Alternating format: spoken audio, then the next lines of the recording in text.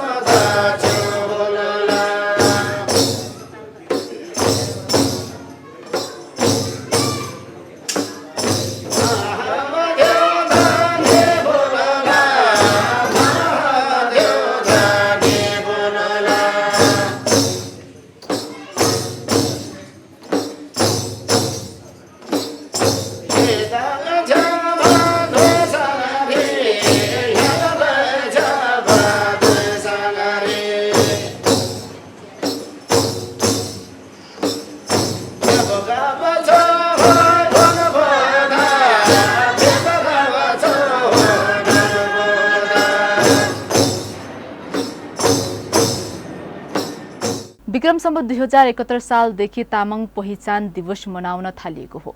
विक्रम सम्वत 1989 भदौ 6 गते तत्कालीन राणा प्रधानमन्त्री भीम शमशेरले इतिहासकार मार्फत तामाङ लेख्न पाउने फुकुवा भएको दिनको सम्झनामा यो दिवस मनाएको हो।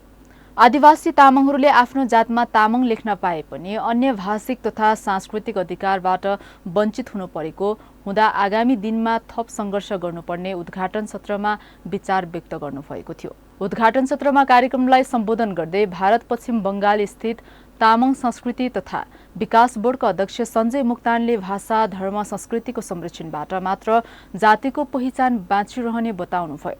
उहाँले पश्चिम बंगाल सरकारले कालिम्पोङमा रहेका तामाङहरूका लागि तामाङको भाषा, कला, संस्कार, संस्कृति संरक्षणको लागि बजेट पार्न सफल भएको बताउनुभयो। तामाङहरूको विकासको निम्ति कस्तो विकास भन्दा तामाङको भाषाको विकास, तामाङको कल्चरलको विकास, तामाङको इकोनोमिक विकास र तामाङको आर्थिक विकासको निम्ति र तामाङको जति पनि वेशभूषा छ यो सबै चिजलाई डेभलपमेन्ट गर्नु, यसलाई जोगाड गर्नुको लागि, यसलाई बचाउनको निम्ति चाहिँ हामीले सरकारबाट चाहिँ हामीले के पाउँछौँ, फन्ड पाउँछौँ। तर आज यहाँनिर हामी नेपालमा यत्रो आदिम कालदेखि बसोबासो गरेर आएको तामाङहरूले चाहिँ आज सरकारबाट कुनै प्रकारको पनि फन्ड नपाउनु भन्दा मलाई एकदमै आश्चर्यको कुरा लाग्यो।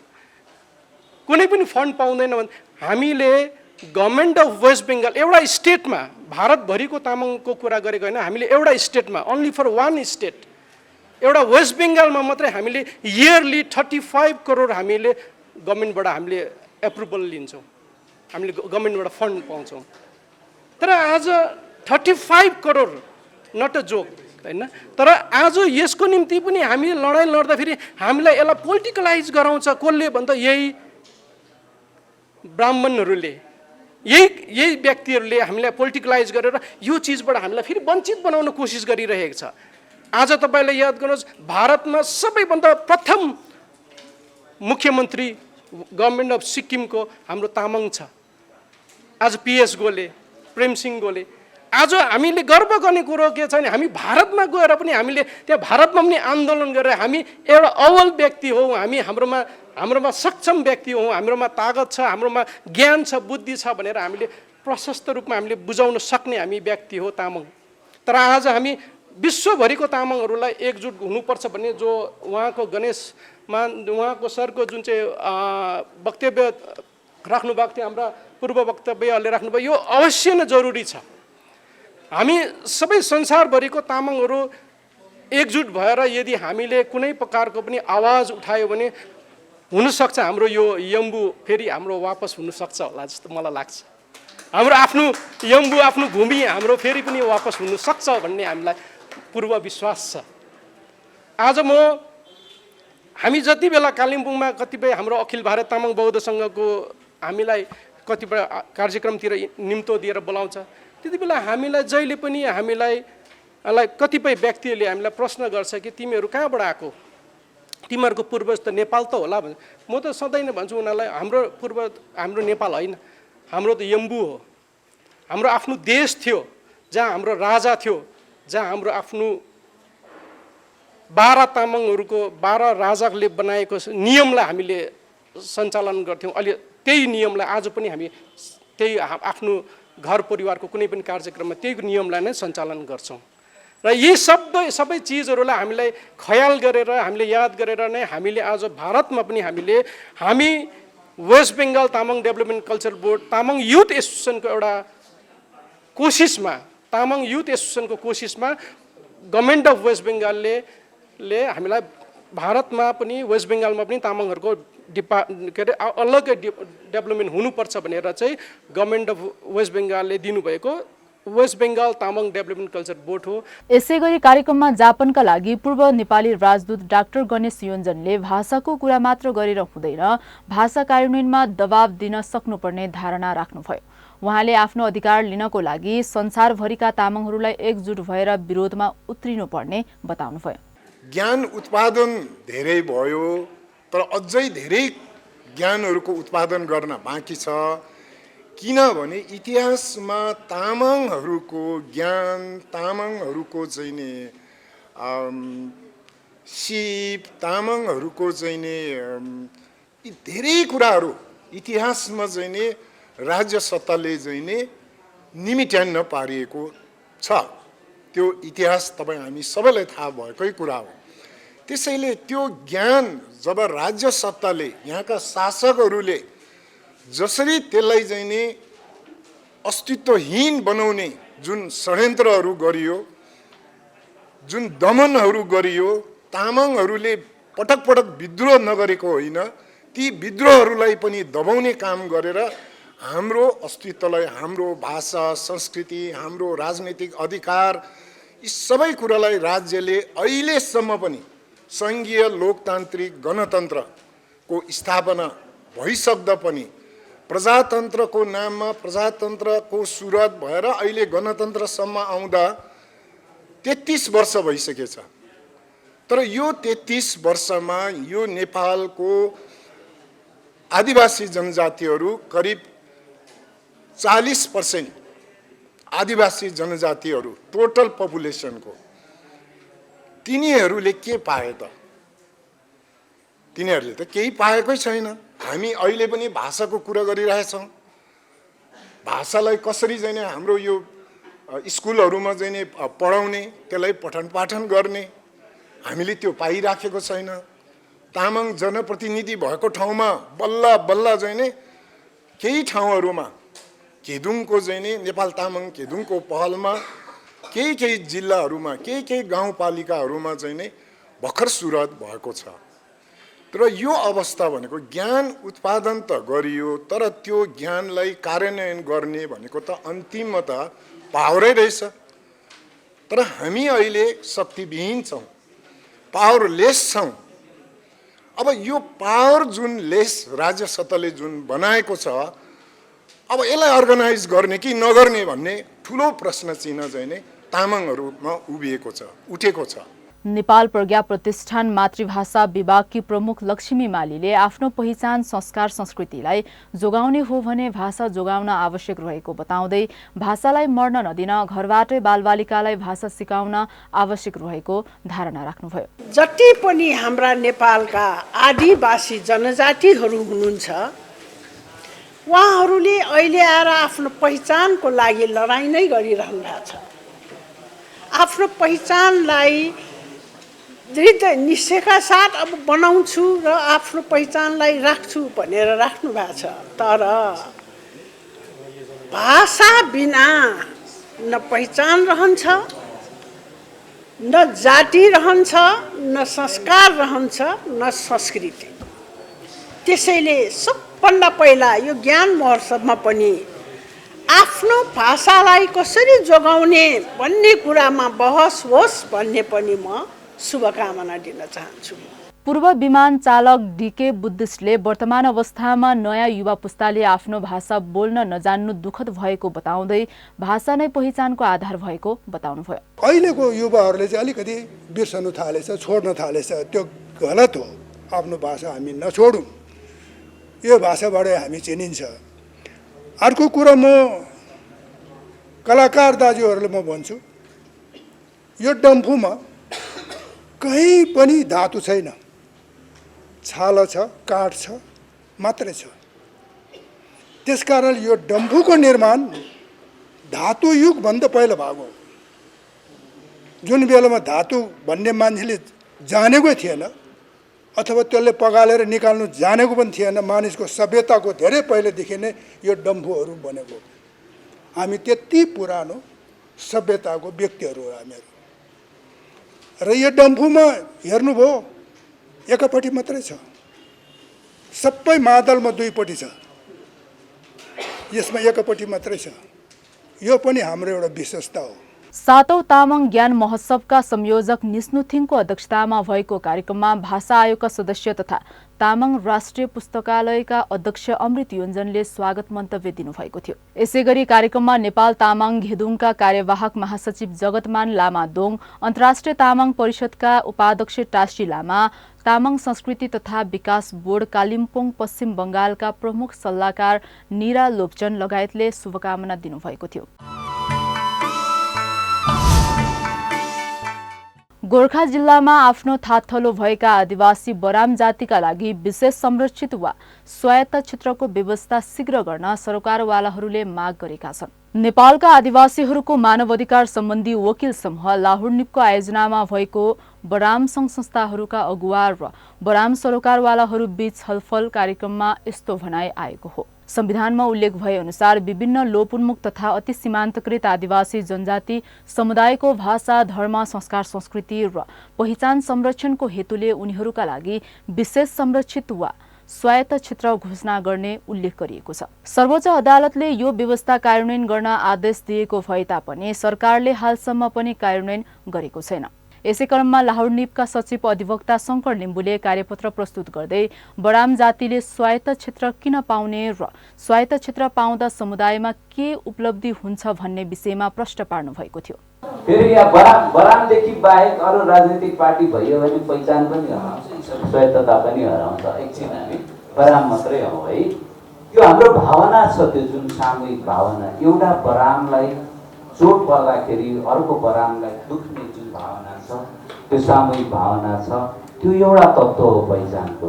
हेर्नुहोस् त, जसले पहिचानको विरोध गर्छ त्यसले कति ठुलो हामीलाई प्रहार गर्दै रहेछ। एउटा बरामलाई चोट पर्दाखेरि, गोर्खामा बस्ने बरामलाई चोट पर्दाखेरि इलाममा बस्ने बरामलाई दुख्ने भावना जुन छ त्यही भावना मार दिँदैछ। यो कति अपराधी कुरा गरिराखेको रहेछ, तपाईँ हामीले बुझ्ने कुरा है। अनि अर्को पहिचानको तत्त्वभित्र भूमि पर्छ। जसले पहिचानको विरोध गर्छ बरामको भूमि छैन भनेर भने हो, त्यो कति ठुलो अतिक्रमणकारी रहेछ। तपाईँको थात थलो नै छैन भनिदिने। त्यस कारणले यो पहिचानभित्र भूमि पर्छ। त्यो भूमि भयो भने त भाषा हुन्छ। त्यो भूमि भयो भने त संस्कृति हुन्छ, परम्परागत मूल्य मान्यता हुन्छ, असल प्रचलनहरू हुन्छ, त्यहाँ कानुन हुन्छ, त्यहाँ विश्वास हुन्छ, त्यहाँ आस्थाका कुराहरू हुन्छ। पहिचानभित्र यति धेरै कुराहरू हुन्छ। समुदायलाई कसरी सञ्चालन गर्ने तरिका, तौर तरिका र प्रणाली हुन्छ। यति धेरै कुरा पहिचानभित्र पर्छ जसलाई यी पहिचान विरोधीले मास्न खोजिराखेका छन्। र त्यो मास्यो भने यो ती सबै हरायो भनेदेखि बराम सिद्धिन्छ कि सिद्धिँदैन? त्यस कारणले यसलाई संरक्षण गर्नको लागि के जरुरी भयो?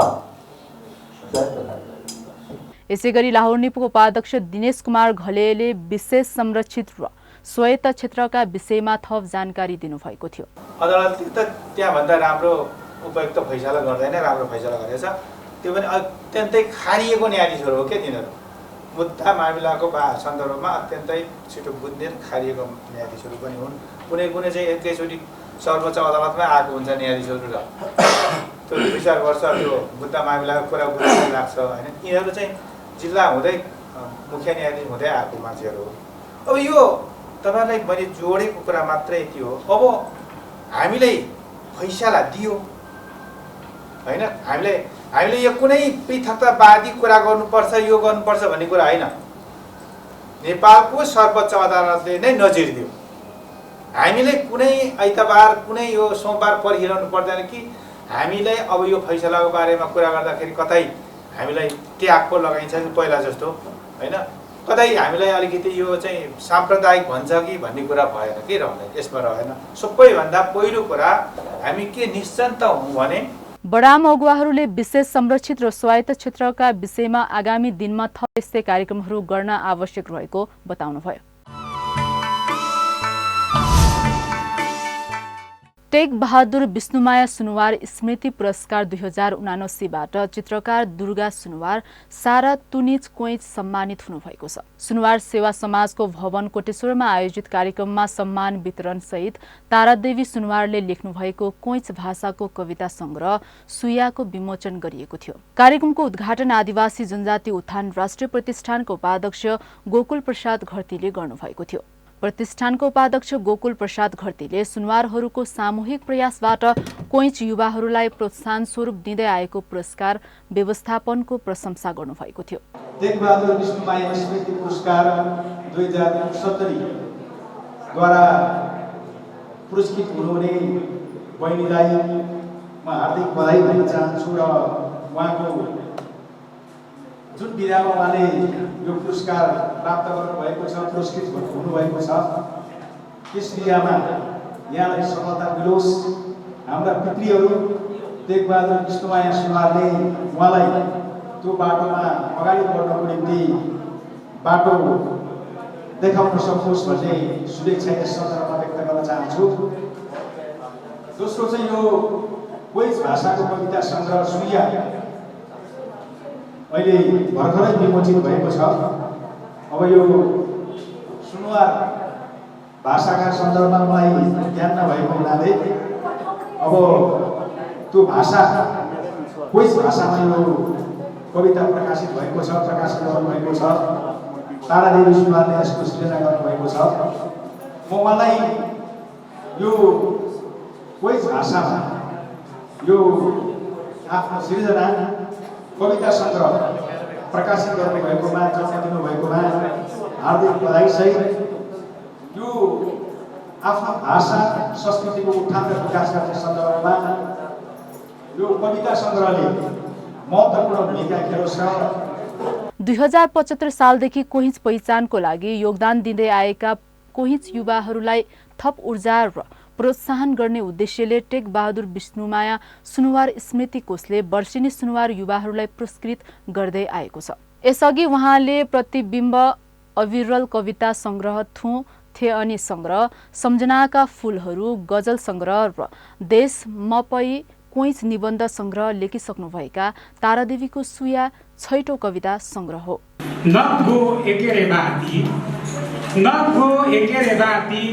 ईश्वरी के आम आपको न वन वान पाता नेल करी कोन पाता न थो एकेरे बाती स्पति के आम आपको न वाना वन पाता नीलकली होना होन पाता हिल्लो हिसिपाता नीलकली ना फेरि भन्छु नीलकली होना होन पाता हिल्लो हिसिपाता नीलकली ताता नीलकली एकेरे ताता स्पति के हो एकेरे बाती। कार्यक्रममा संविधान सभा सदस्य दालकुमारी सुनुवार, आदिवासी जनजाति चलचित्र महासंघका अध्यक्ष अमृत सुनुवार र सुनुवार सेवा समाजका अध्यक्ष रणवीर सुनुवार लगायतले शुभकामना दिनुभएको थियो। तामाङ पत्रकार संघले पत्रकारिताबाट लामो समयदेखि समुदायको भाषा, धर्म र संस्कृति विषयलाई सञ्चार माध्यममा उठान गरी समुदायलाई महत्त्वपूर्ण योगदान दिँदै आउनुभएका 2 जना पत्रकारलाई तामाङ मिडिया अवार्ड प्रदान गरेको छ। 28औं तामाङ प्रसारण दिवसको अवसरमा भिरेकुटी मण्डपस्थित पर्यटन बोर्डमा आयोजित कार्यक्रममा तामाङ मातृभाषा पत्रकारितामा लामो समयदेखि सक्रिय पत्रकार उदयपुरका ईश्वर तामाङ र ललितपुरका सञ्चकुमारी ब्लोन तामाङलाई अवार्ड प्रदान गरिएको हो। पत्रकार द्वयलाई बागमती प्रदेशका स्वास्थ्य मन्त्री निमा लामा र संघका अध्यक्ष सुभाष योन्जन तामाङले सम्मान पत्र सहित जनही रु 5,000 रुपियाँ नगद पुरस्कार हस्तान्तरण गर्नुभएको छ। तामाङ प्रसारण दिवस हरेक वर्षको भदौ 1 गतेलाई तामाङ पत्रकार तथा सञ्चारकर्मीहरूले दिवसका रूपमा मनाउँदै आएका छन्। रेडियो नेपालबाट पहिलो पटक 2051 भदौ 1 गते तामाङ भाषामा समाचार उत्पादन गरी प्रसारण गरेका थिए। सोही वर्षदेखि दिवस मनाउँदै आएको छ। कार्यक्रममा बागमती प्रदेशका स्वास्थ्य मन्त्री निमा लामाले जातिको भाषा नै पहिचान भएको र भाषा मासिनु भनेको पहिचान सिद्धिनु बताउनु हुँदै आदिवासी ज्ञान भाषा सिपलाई नयाँ पुस्तामा पुस्तान्तरण गर्न जरुरी देखिएको र पत्रकारिताको माध्यममा आदिवासी विषय, मुद्दा र आवाजलाई उठान गर्नुपर्ने बताउनुभयो। र आफ्नो जातिको पहिचानदेखि लिएर सबैको अधिकारको क्षेत्रमा जुन 28औं वर्षदेखि तपाईले कलम चलाउँदै आउनुभएको छ, यसलाई निरन्तरता दिनु हुनको लागि र यसलाई अझ परिभाषित गरेर अगाडि बढ्नु हुनको लागि र अहिलेको यो 21औं शताब्दीको टेक्नोलोजीको यो प्रविधिको युगमा पनि तपाईहरुले बढीभन्दा बढी कलम चलाउनु हुनको लागि म अनुरोध पनि गर्न चाहन्छु। र यो हामी भर्खरै अगस्त 9 कार्यक्रम हामीले विश्वभरि आदिवासी दिवस भर्खर मनाएका छौं र यसपालिको आदिवासी दिवसको मूल थीम नै तपाईको ट्रेडिसनल नलेज र त्यो नलेजलाई ट्रान्सफर गर्ने र त्यसमा पनि आदिवासी जनजाति महिलाहरूले आफ्नो परम्परागत ज्ञान सिपलाई र त्यसलाई पुस्तान्तरण गर्ने, आफूभन्दा तल्लो पुस्तालाई पुस्तान्तरण गर्ने जुन थीम थियो त्यो थीम आफैमा अहिलेको समय सुहाउँदो पनि छ। र त्यसो भएको हुनाले अहिले यो पत्रकार साथीहरूले पनि, यहाँ अग्रज पत्रकारज्यूहरू पनि, हाम्रो अमृत दाइले पनि भन्नुभयो अघि, उहाँ पनि हिजोको दिनमा पत्रकारिता गर्नुहुन्थ्यो भनेर, यो पत्रकारितालाई पनि तपाईको हामीले आफ्नो ज्ञान सिपहरूलाई चाहिँ अहिलेको यो नलेजलाई ट्रान्सफर गर्नु चाहिँ एकदमै जरुरी भएको छ। र हामी अग्रज आदिवासी जनजाति नेताहरूले पनि आफूले सिकेको यो नलेज भन्ने चिज गुम्साएर राखेर नहुँदो रहेछ। नलेज भन्ने चिज जति ट्रान्सफर भयो त्यति नै तपाईको यसले आफ्नो भाषा संस्कृति संरक्षणमा पनि टेवा पुर्याउँदो रहेछ। त्यसो भएको हुनाले यसलाई प्रकाशन गरेर हुन्छ, प्रसारण गरेर हुन्छ, लेखेर हुन्छ, बोलेर हुन्छ, यसलाई चाहिँ हामीले आफ्नो ज्ञान सिपहरूलाई चाहिँ तपाईको हाम्रो दोस्रो पुस्ता, हाम्रो पुस्तान्तरण गर्नु पनि जरुरी देखिन्छ। त्यसको लागि पनि यो तामाङ पत्रकार संघले आफू यो प्रसारण मार्फत तपाईले यसलाई पनि निरन्तर दिनु हुनको लागि म हार्दिक अनुरोध गर्न चाहन्छु। अघि हाम्रो दाइले भन्दै हुनुहुन्थ्यो, मैले पनि सुन्थ्यो यो भर्खर आदिवासी जनजातिहरूको रेडियोमा न्युजहरू आउँदै गर्दाखेरि मलाई एउटा कुरा के थाहा छ भने, पहिला हामी भर्खर स्कुल जाँदाखेरि मेरो घरमा पनि एउटा रेडियो थियो गाउँमा, हेलम्बोमा। अनि रेडियोमा 8 बजे के समाचार आउँथ्यो? अङ्ग्रेजी समाचार आउँथ्यो। अङ्ग्रेजी समाचार आउने बित्तिकै ठ्याक्क बन्द गर्थ्यो, यो कसैले बुझ्दैन थियो। त्यस्तो बेला थियो र त्यसको लगत्तै हामी जब बौद्ध प्रजातन्त्र आइसकेपछि हामीले आफ्नो मातृभाषामा पनि तपाईको समाचारहरू सम्प्रेषण गर्ने जुन अवसर पाएको थियो, त्यतिखेर उहाँ अघि दाइले भन्नुभएको थियो, त्यतिखेरको चु रेडियो नेपाल हिम्ला भन्ने त्यतिखेरको त्यो मात्रै थियो। अहिले चु तपाईको सैलुङ रेडियो हिम्ला, चु तपाईको यो धेरैवटा नवबुद्ध रेडियो हिम्ला, यो धेरै आइसकेको छ। र मलाई लाग्छ आज यो कार्यक्रम पनि सैलुङ रेडियोबाट, अघि यहाँ दोस्रो मित्रले एनाउन्स गर्नुभएको थियो, सैलुङ रेडियो मार्फत र विभिन्न सामाजिक सञ्जाल मार्फत यो प्रत्यक्ष प्रसारण पनि भइरहेको हुनाले आजको यो कार्यक्रममा यहाँ उपस्थित हुनुभयो र प्रत्यक्ष प्रसारण मार्फत यो कार्यक्रमलाई निहालेर तपाईँले सुनिरहनु हुने सबै श्रोताहरूलाई पनि म हार्दिक शुभकामना पनि म व्यक्त गर्न चाहन्छु। यसैगरी कार्यक्रममा भाषा आयोगका सदस्य एवं भाषाविद अमृत योन्जन तामाङ, अन्तर्राष्ट्रिय तामाङ परिषदका वरिष्ठ उपाध्यक्ष टासी लामा, नेपाल तामाङ घेदुङका सहअध्यक्ष कुमार घिसिङ लगायतले तामाङ प्रसारण दिवसको शुभकामना दिनुभएको थियो। गोर्खा भूतपूर्व सैनिकमाथि बेलायत सरकारले गरिरहेको विभेद विरुद्ध संवादका माध्यमले समस्या समाधान गर्न नागरिक समाजका अगुवाहरूले सुझाव दिएका छन्। नागरिक समाजद्वारा आयोजित भूपू सैनिकको समस्या नेपाल बेलायत वार्ता विषयक अन्तर्क्रिया कार्यक्रमका क्रममा यसका सरकारवालाहरूले नेपाल सरकार र बेलायत सरकार बीच वार्ताको माध्यमबाट यो समस्यालाई टुङ्ग्याउनु पर्ने धारणा राख्नु भएको थियो। यस विषयलाई प्रश्न पार्दै गोर्खा सत्याग्रह सङ्घर्ष समितिका संयोजक कृष्ण बहादुर राईले लामो समयको आन्दोलन र दबाव पश्चात बेलायत सरकारले कागजी रूपमा दुई देशबीच वार्ता गर्न सहमत भए पनि नेपाल सरकारले कुनै चासो नदिँदा नागरिकमाथि भएको विभेदमा राज्य मौन बसेको आरोप लगाउनुभयो। 9 नोभेम्बर 1947 मा त्रिपक्षीय सन्धि भएको थियो। त्यसैको विभेद हामीलाई भएछ भनेर मैले सधैँ भन्ने गरेको छु कि म पेन्सन निस्किँदाखेरि मेरो पेन्सन 26 पाउन्ड थियो भने गोराको पेन्सन 450 पाउन्ड थियो। यसैको सन्दर्भमा हामीले आन्दोलन गर्दै जाँदा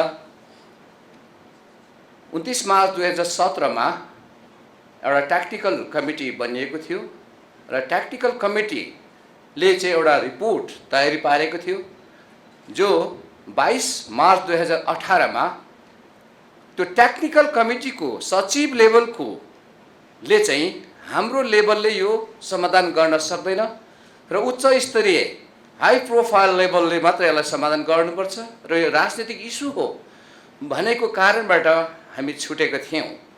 तर पनि आज 2022 आजको दिनसम्म पनि दुवै राष्ट्रले पहल नगरेको कारणबाट 2013 मा हङ्गरी स्ट्राइक गरेका थियौँ र अहिले फेरि गएको साल 19 अगस्त 2021 मा जुन चाहिँ 13 दिन भोक हडताल तोडेर हामीले पाएको पत्र चाहिँ जति पनि विभेदहरू छन् फेरि सरकारले र गोर्खा जति पनि भूपुहरूले कहिले पनि आवाज ननिकाल्ने गरी कुनै पनि बुदाहरू नछोडियोस्, सबै बुदाहरूमा वार्ता गरेर समाधान गर्ने भनेर लिखित हामीलाई दिएपछि अनसन तोडिएको थियो र 8 सेप्टेम्बर 2021 मा त्यहाँका भेटरन मिनिस्टर बेन वालेसले बोल्नु भएको थियो अब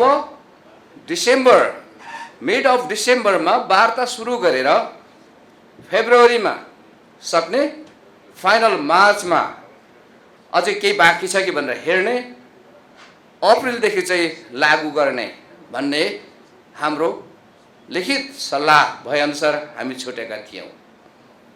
तर पनि नेपाल सरकारले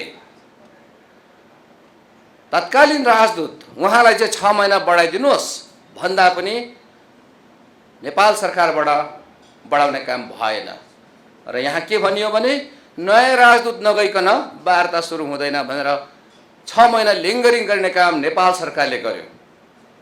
जब फेब्रुअरीमा नयाँ राजदूत पुग्नुभयो र मार्च 4 तारिक हाम्रो पहिलो मिटिङ त्रिपक्षीय भएको थियो। त त्यसमा पनि अब सुरु हुन्छ भन्दा भन्दै पनि युक्रेन र रसियाको वार देखाएर फेरि अहिले यहाँ आजको दिनसम्म कुनै वार्ता पहल भएको छैन।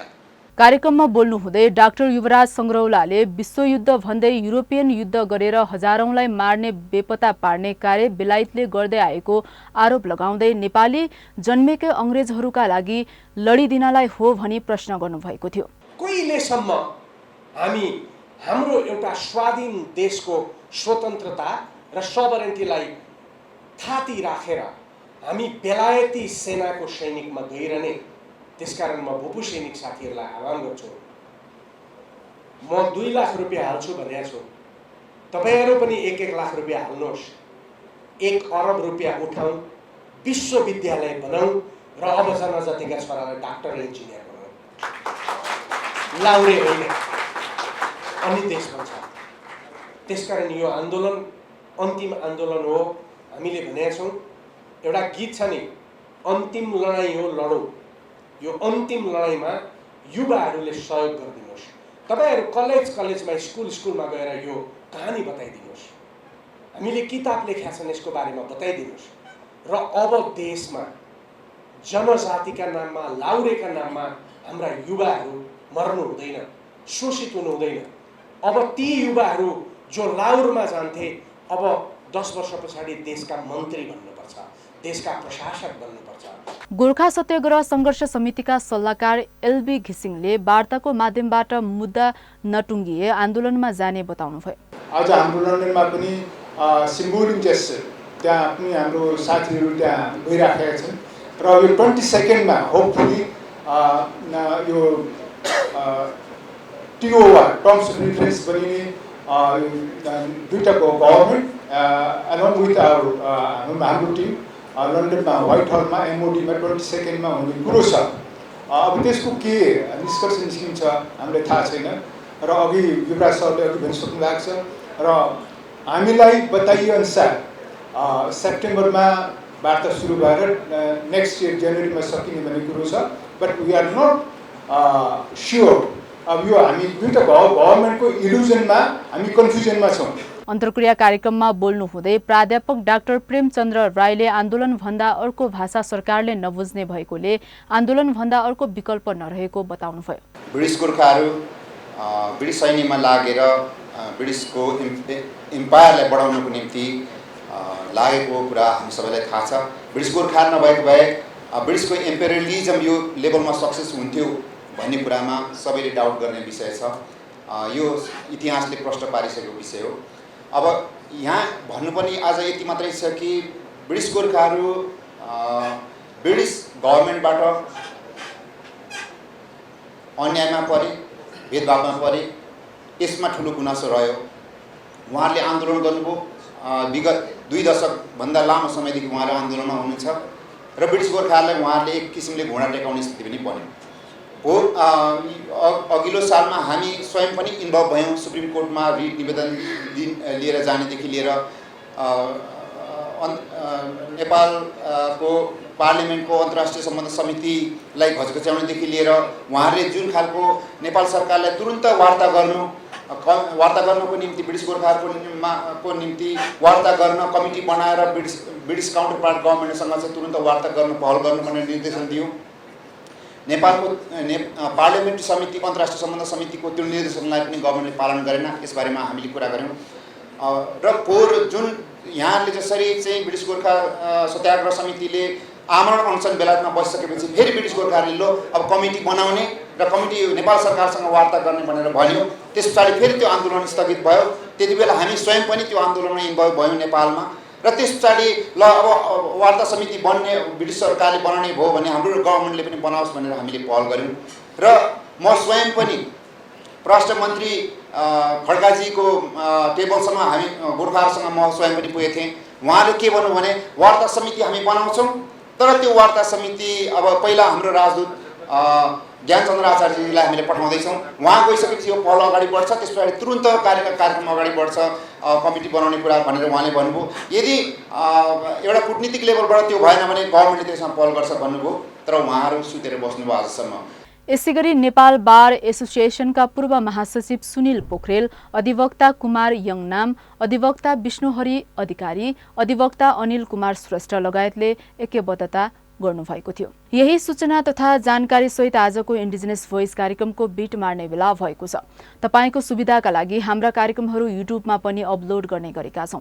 तपाईले आफ्नो सुविधा अनुसार कार्यक्रम हेर्न सक्नुहुनेछ।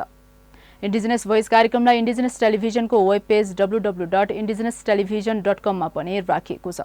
कार्यक्रम र कार्यक्रमका कुनै विषयवस्तुका विषयमा तपाईको सुझाव वा टिप्पणी भएमा हामीलाई इमेल सम्पर्क गर्न सक्नुहुनेछ। हामीलाई सम्पर्क गर्ने इमेल ठेगाना हो indigenous-television@gmail.com।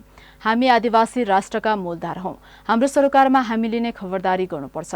यही सन्देश र सूचना सहित आजको इन्डिजिनस भोइसबाट हामी सबै बिदा चाहन्छौं। तपाईको यो साता सुखद रहोस्। नमस्कार।